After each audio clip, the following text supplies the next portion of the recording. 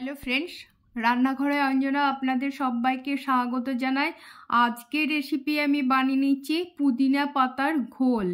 এখানে আমি নিয়ে নিলাম শুকনো মশলা, নিয়ে নিলাম ফ্রাই প্যান বসিয়ে নিয়েছি। এবার ফ্রাই প্যান নিয়ে আমি দিয়ে নিলাম শুকনো মশলাগুলো, এখানে ভেজে নিলাম হালকা ফ্লেমে, ভাজা হয়ে গেছে। তো এবার চলুন আমি কিভাবে বানিয়ে নিচ্ছি আমার সাথে থাকুন, দেখতে থাকুন। এখানে মৌরি, জিরে, গোটা গোলমরিচ, লবঙ্গ, দারচিনি মানে ছোট টুকরো, একটা লেবুর রস, আদার টুকরো এক খণ্ড, কাজু, বিট লবণ, গোলমরিচের গুঁড়ো আর জোয়ান গুঁড়ো, এখানে চিনি নিয়ে নিচ্ছি, পুদিনা পাতা। তো চলুন এবার কিভাবে বানিয়ে নিচ্ছি আমার সাথে থাকুন, দেখতে থাকুন। একটা লাইক করবেন, সাবস্ক্রাইব করবেন আর আমার সাথে থাকবেন, কমেন্টও জানাবেন। তো এবার আমি একটা জার নিয়ে নিলাম, জারের মধ্যে পুদিনা পাতা নিয়ে নিলাম। পুদিনা পাতা আর যে মশলাগুলো ভেজে রেখেছিলাম পুদিনা পাতার সাথে নিয়ে নিচ্ছি। এখানে যে এক খণ্ড আদা কুচিয়ে রেখেছিলাম, আদা নিয়ে নিলাম, কাজু আর ওই শুকনো মশলাগুলো ভেজে রেখেছি সেই মশলা নিয়ে নিলাম।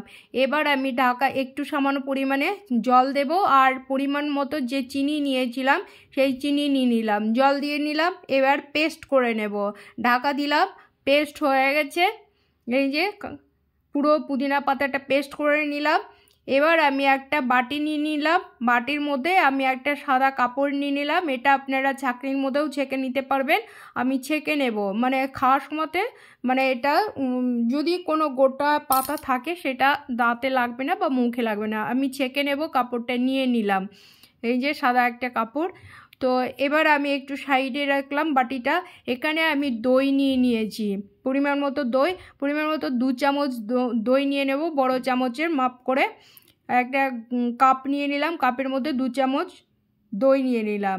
এবার আমি যে দইটাকে আমি স্প্যাচুলারের সাহায্যে একটু ফেটে নেব।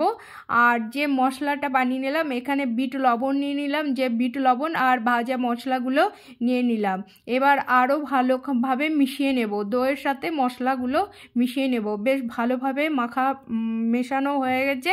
এবার যে পেস্ট করে নিয়েছিলাম পাতা, সেই জারে আমি একটু জল দিয়ে নিলাম। এবার আমি ছেঁকে নেব, পুরো ছেঁকে নিয়ে জলটাকে পুরো বার করে নেব। এটা আপনারা ছাঁকনির সাহায্যে নিতে পারেন, আমি হাতে টিপে পুরো জলটাকে বার করে নিলাম। এই যে পুরো ইয়েটা বেরিয়ে গেছে। এবার লেবু রস দিয়ে নিলাম ওই পাতার, পুদিনা পাতার মধ্যে লেবু রসটা। এবার আমি গ্লাসে নিয়ে নিলাম, এই যে পুরো গ্লাসে নিয়ে নিলাম। এই যে দইয়ের যে ঘোলটা বানিয়ে রেখেছিলাম সেই ঘোলটা এবার পুদিনা পাতার সাথে নিয়ে নিলাম। এবার আমি এইভাবে নিয়ে নিলাম, আপনারা পুরো পাতার সাথে ঘোলটা মিশিয়েও নিতে পারবেন।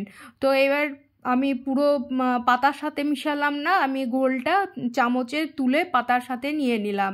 তো গরম পড়েছে, হেভি টেস্টি লাগে খেতে, খুব গরমে খুব ভালোই লাগবে। তো আপনারা বানিয়ে নেবেন এইভাবে, আমি এইভাবে বানিয়ে নিলাম, এখানে রাখলাম।